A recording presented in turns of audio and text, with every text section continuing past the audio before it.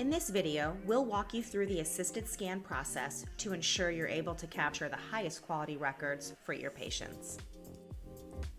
The scope needs to be sterile before use. Please refer to the Grin Scope Cleaning and Sterilization Guide for detailed instructions on how to prepare the scope between uses. It's important to wipe the camera lens clean of any fingerprints or smudges before scanning. The surface of the camera lens must be clean, otherwise the scan might come out blurry. You will need to ensure the Grin Scope is dry and not too cold. Please remove any excess moisture from the scope. Having water or residue on the scope will interfere with the image quality.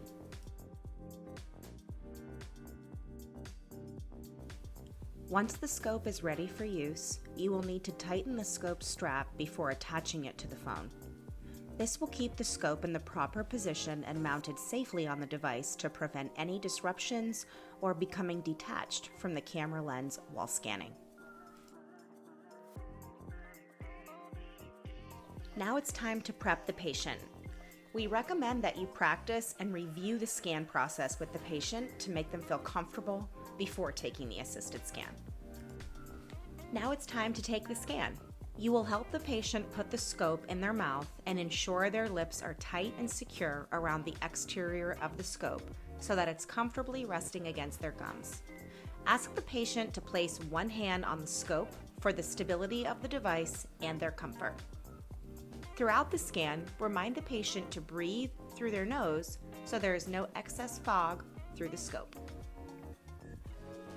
For the upper and lower occlusal shots, you will need to press the opposite arch on the surface of the scope to capture the full view. Make sure the patient keeps their tongue down for the lower occlusal shot.